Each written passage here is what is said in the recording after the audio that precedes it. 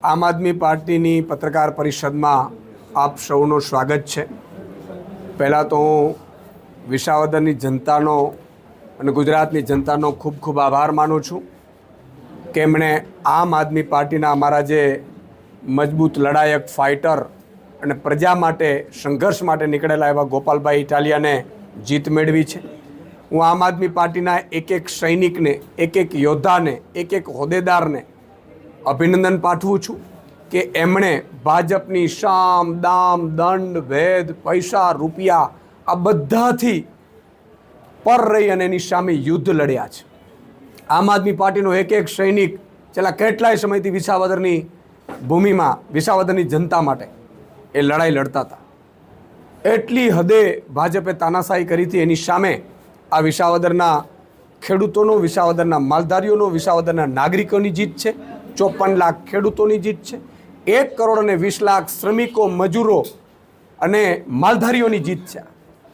આ જીતે સાબિત કરી બતાવ્યું છે કે જો તમારામાં લડવાની તાકાત હોય, પ્રજા માટે લડવાની તાકાત હોય તો પ્રજા તમારી સાથે રહે છે। તમે જુઓ, વિસાવદરમાં ચૂંટણીમાં ભાજપે તમામ પ્રકારના હાથગંડા અપનાવી લીધા। અમારી પાસે કશું જ નહોતું। અમે સાવ સામાન્ય આમ આદમી, અમે એ નાગરિકો કે જે પ્રજા માટે લડવા નીકળ્યા છીએ। નથી સત્તા અમારી પાસે, નથી સંપત્તિ, નથી કશું જ નહીં। પ્રજા ખુદ લડી રહી હતી અને અમારી સાથે જો હતું તો પ્રજાનું પ્રેમ હતું। અમારા જે યુવા લડવૈયાઓ બધા યોદ્ધાઓ હતા, મેદાન ઉપર ઉતરતા તો લોકો એમને વધાવતા હતા। આજે આ ગોપાલભાઈ ઇટાલિયાની જીત નથી, 54 લાખ ખેડૂતોની, માલધારીઓની, શ્રમિકોની જીત છે। આજે આમ આદમી પાર્ટીના એક એક સૈનિક જે ભાજપની સામે લડવા માંગે છે એની જીત છે। આ જીત આખા ગુજરાતમાં એક મેસેજ જશે કે ભાજપને કોઈ જો હરાવી શકે એમ હોય। ભાજપે શું અત્યાર સુધી ખેલ કર્યા છે? ભાજપ લોકપ્રિય નથી ગુજરાતમાં। ભાજપને મજબૂત સામે વિકલ્પ નહોતું મળતું। કોંગ્રેસ પક્ષ 30 વર્ષથી હરાવવા માંગે છે પરંતુ ભાજપને હરાવી નથી શકી। એના જેટલા પણ લીડરો હતા એને ભાજપે સામ દામ દંડ ભેદ લઈને પોતાનામાં લઈ લીધા। લગભગ 70 જેટલા લીડરો। છેલ્લે તમે જુઓ, 6 ધારાસભ્યો કોંગ્રેસના, 5 થી 6 ધારાસભ્યો ગયા અને 5 થી 6 ધારાસભ્યોમાં આમ આદમી પાર્ટીએ પણ એમને મદદ કરી, ઉમેદવાર ન ઊભા રાખીને, છતાંય કોંગ્રેસને જીતી ન શકી। ભાજપે આમ આદમી પાર્ટી ઉપર હાથ નાખ્યો હતો। અમારા ઉમેદવારોની સામ દામ દંડ ભેદ કરીને કંઈ મેં સાંભળ્યું હતું કે સીડીઓ પણ બહાર પાડી અને એને ડરાવ્યો, ધમકાવ્યો અને એને રાજીનામું અપાવડાવ્યું હતું। પણ એને એ ખબર નથી આ ગુજરાતનો આમ આદમી છે। આ ગુજરાતના લડવૈયા સંઘર્ષો છીએ। અમે પામવા માટે રાજનીતિમાં નથી આવ્યા અને એટલા માટે એ સીટ પાછી ગુજરાતની જનતાએ પાછી ભાજપની તાનાશાહી સામે લડીને લાવી છે। આ ગુજરાતની જનતા લાવી છે, આમ આદમી લાવ્યો છે। આ બેરોજગારો, ખેડૂતો, વંચિતો, શોષિતો જે અંદરથી ચાહી રહ્યા હતા કે કોક અમારા માટે સંઘર્ષની લડાઈમાં આવે અને એટલા માટે ગુજરાતમાં એક મેસેજ ગયો છે। કોંગ્રેસે ઉમેદવાર પણ ઊભો રાખ્યો ભાજપના કહેવાથી, મેં સાંભળ્યું હતું। એની ડિપોઝિટ પણ રહી નથી, આપ જાણી શકો છો। અને એટલા માટે આખા ગુજરાતમાં મેસેજ ગયો છે। કોંગ્રેસના નીચેના કાર્યકર્તાઓ છે, બિચારા ખૂબ સારા છે, ખૂબ મહેનત કરે છે। 30 વર્ષથી એને એમ કે અમે ભાજપને હરાવી લેશું, હરાવી લેશું, હરાવી લેશું, પણ ઉપરના નેતાઓ ખબર નહીં શું ધંધાદારી બની ગયા છે કે સેટિંગબાજ થઈ ગયા છે કે ઠેકડા મારીને કાં ભાજપમાં જાય ને કાં ભાજપ માટે કામ કરે, જેમ રાહુલ ગાંધીએ કીધું। અને એટલા માટે આમ આદમી પાર્ટી ઉપર આખા ગુજરાતની ઉમ્મીદ હતી અને અમે ઉમ્મીદ ઉપર ખરા ઉતર્યા છે। અમે કશું જ નથી કર્યું।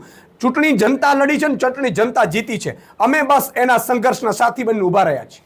ગોપાલ ઇટાલિયા હોય, અમારા તમામ લીડરો હોય, બસ લડવા માટે અમે આવ્યા છીએ।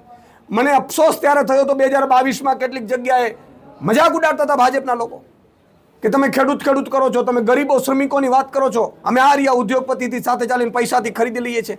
એને આજે લપડાક થઈ છે।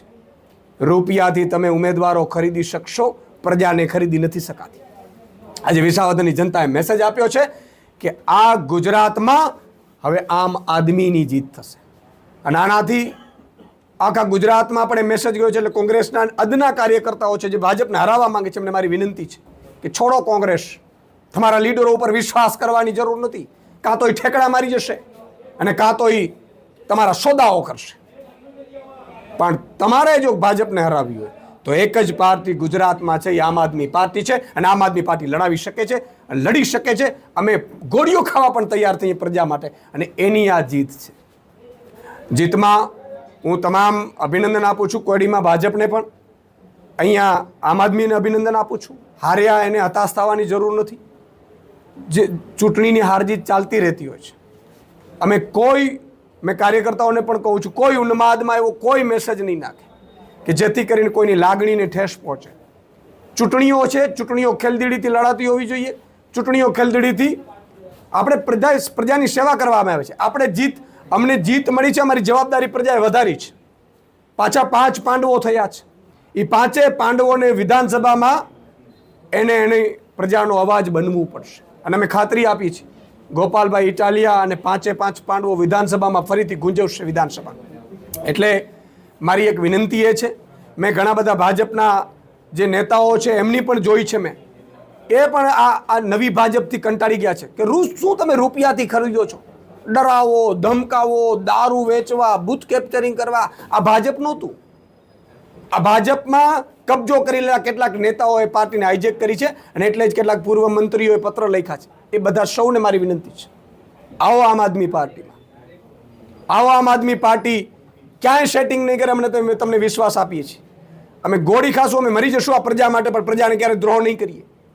જ્યારે દ્રોહ થયું તો અમે એવો ઉમેદવાર ઊભો રાખ્યો, પ્રજાને પૂછીને ઉમેદવાર ઊભો રાખ્યો, અને પ્રજાએ જીતાડ્યો છે. પ્રજાએ વિશ્વાસ મૂક્યો છે. આજે ખરેખર મારું હૈયું ભરાઈ આવે છે આ જનતાને લઈને. બધા એમ કહેતા હતા ગુજરાતની જનતા જેવી સમજદાર જનતા નથી સાહેબ.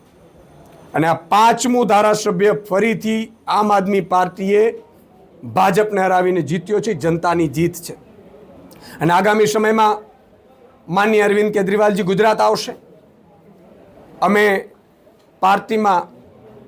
પાર્ટી જોડો અભિયાન, આમ આદમી જોડો અભિયાન ચલાવીશું.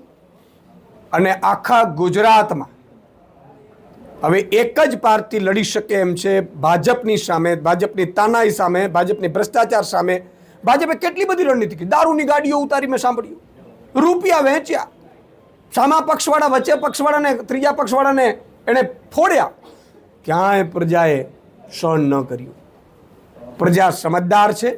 પ્રજાને તમે દિલથી જીતી શકશો.